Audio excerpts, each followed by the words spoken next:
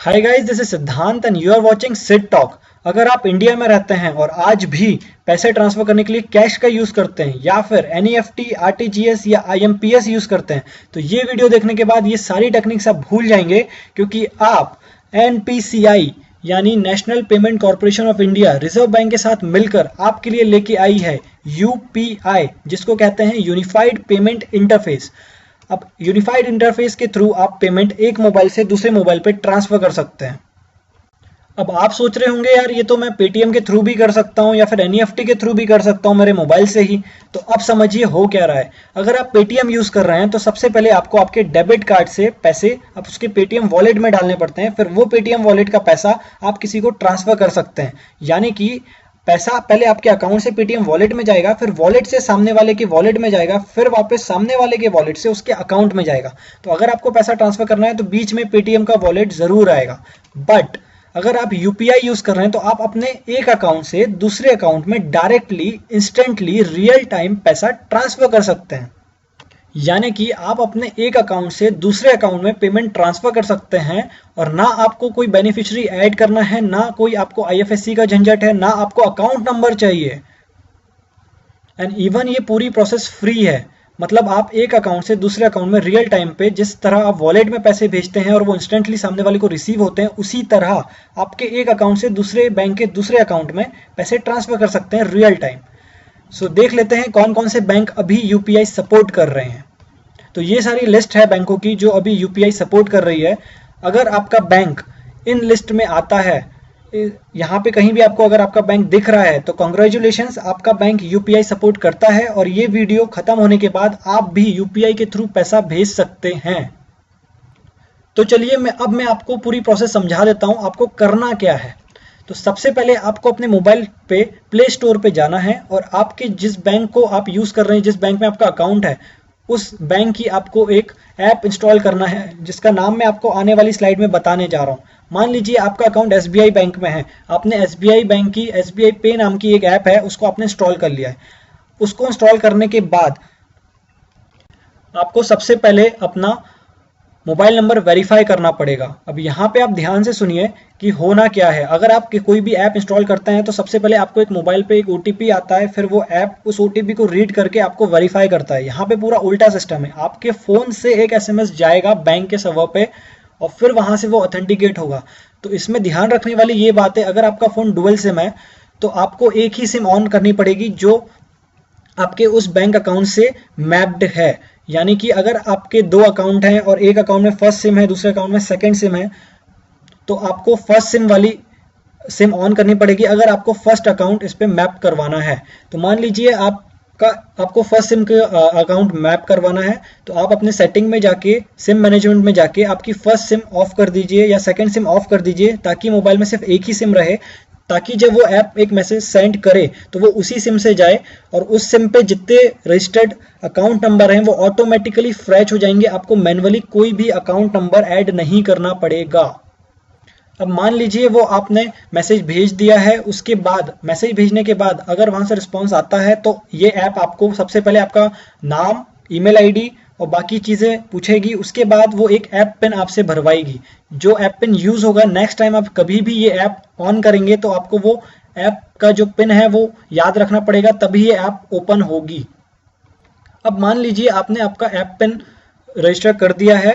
अब आपको ये एक वर्चुअल प्राइवेट एड्रेस बनाने के लिए, अब वर्चुअल प्राइवेट एड्रेस क्या है? वो एक तरह का यूनिक आइडेंटिफायर नंबर है, या जैसे आप पेटीएम में आपका मोबाइल नंबर यूज करते हैं किसी को पेमेंट भेजने के लिए, आपको ये वीपीए यूज करना पड़ेगा अगर आप किसी को पेमेंट भेजना चाह रहे हैं। तो मान लीजिए मैंने एसबीआई में एक वीपीए बना रखा है sid@SBI पे, तो नेक्स्ट टाइम आपको अगर पेमेंट रिसीव करना है तो आपको यही वीपीए सामने वाले को देना पड़ेगा, या फिर आप किसी को पेमेंट भेज रहे हैं तो आपको उसका वीपीए आपके पास होना चाहिए, तभी आप पैसे उसको भेज पाएंगे।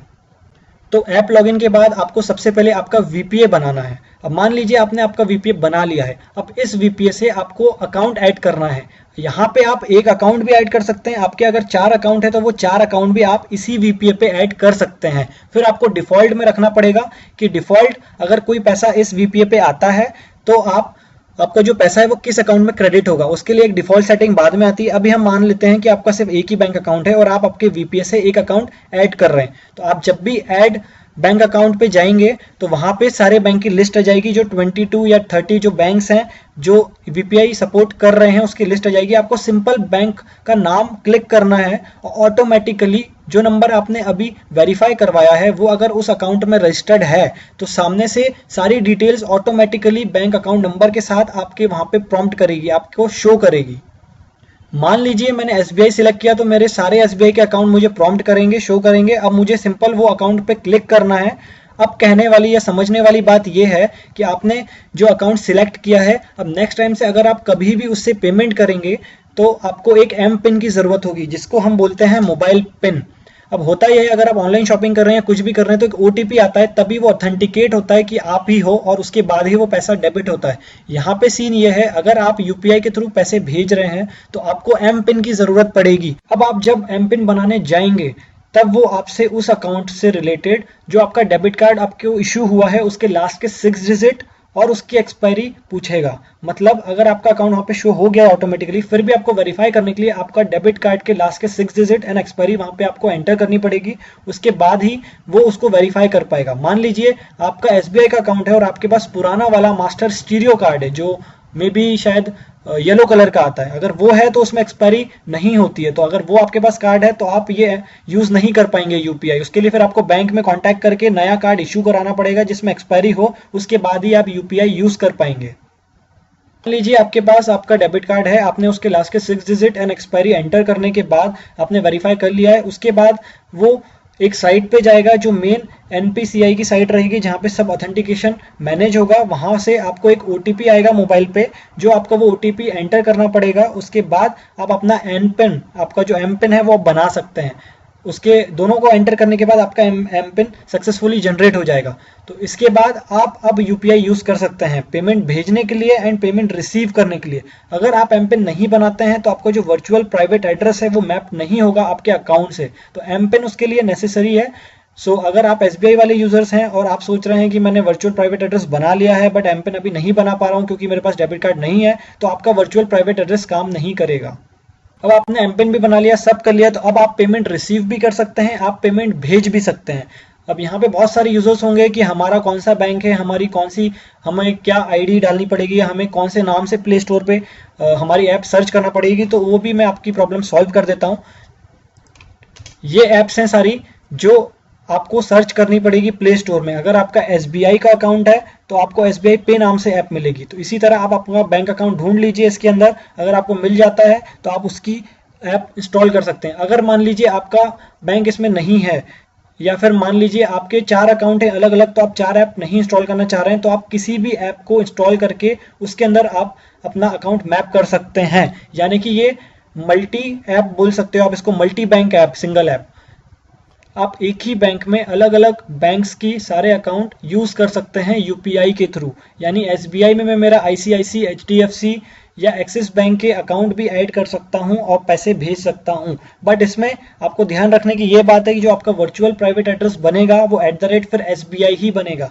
यानी कि अगर मैंने सिर्फ @ एसबीआई बनाया है और वो मैंने मैप करके रखा है एक्सिस बैंक में, तो अगर कोई पैसा भेजता है उस वर्चुअल पे तो ऑटोमेटिकली वो एक्सिस बैंक पे चला जाएगा। लेकिन जब आप उसको आईडी शेयर करोगे तब @SBI आएगा। तो अगर आप आपकी यूनिक जो वर्चुअल प्राइवेट एड्रेस है वो @ आप ही के बैंक से बनाना चाहते हैं तो आपको उन्हीं की ऐप यूज करनी पड़ेगी, या फिर आप एसबीआई की ऐप यूज करके भी कोई सा भी बैंक उसमें अटैच कर सकते हैं। तो अब देर किस बात की, जाइए फटाफट ऐप इंस्टॉल करिए, पूरी प्रोसेस कंप्लीट करिए और पेमेंट भेजिए। और आप टेस्ट पेमेंट करना चाहते हैं तो आप मेरे वीपीए पे पेमेंट कर सकते हैं, जो कि है सिद्ध ग्रुप्स @ICICI। जो भी आप पेमेंट करेंगे मैं उसे एज अ डोनेशन यूज करूंगा मेरे नेक्स्ट वीडियोस को एडवांस बनाने के लिए। आप 1 रुपए से 1 लाख के बीच का पेमेंट कर सकते हैं अभी फिलहाल यूपीआई से, और कोई भी चार्जेस अभी बैंक डेबिट नहीं करेगा। तो ये अभी टोटली फ्री है, बट आने वाले वक्त में मे बी मुझे जो अभी न्यूज मिली है उसके हिसाब से 50 पैसा पर ट्रांजेक्शन ही सिर्फ नॉमिनल चार्ज लगेगा कोई भी ट्रांजेक्शन पे। तो अभी तो फ्री है यार, तो भेजो जितना पैसा भेज सकते हो किसी को भी। आई होप आपको ये वीडियो अच्छा लगा होगा। आप इसको लाइक करिए, कमेंट करिए, शेयर कीजिए। आपका कोई भी डाउट है यूपीआई से रिलेटेड तो मेरी चैनल सिट टॉक पे आप कमेंट कर सकते हैं वीडियो के नीचे। और अगर आपका कोई भी डाउट है तो मैं उसका एक नेक्स्ट वीडियो आने वाली सीरीज में उसी एक क्वेश्चन का एक नया वीडियो बनाने जा रहा हूं। तो आपके जितने कमेंट्स हैं, जितने क्वेश्चंस हैं, सब आप कमेंट करिए ताकि उसका नया वीडियो बने और आने वाले लोगों को भी इस इसका सोल्यूशन मिले। ये आपको पता है यूपीआई नई टेक्नोलॉजी है, तो बहुत सारे लोगों को बहुत सारी प्रॉब्लम्स आने वाली हैं। तो चलिए हम सब मिलके उनकी सारी प्रॉब्लम सॉल्व करते हैं। तो अगर आपका कोई भी डाउट है तो आप कमेंट में करिए, और किसी को उसका कोई आंसर पता है तो वो कमेंट में रिप्लाई भी कर सकता है, और मैं मेरा पूरा 100% दूंगा नेक्स्ट वीडियोस में वो वाले क्वेश्चन का सोल्यूशन देने के लिए। So thank you for listening me, have a nice day.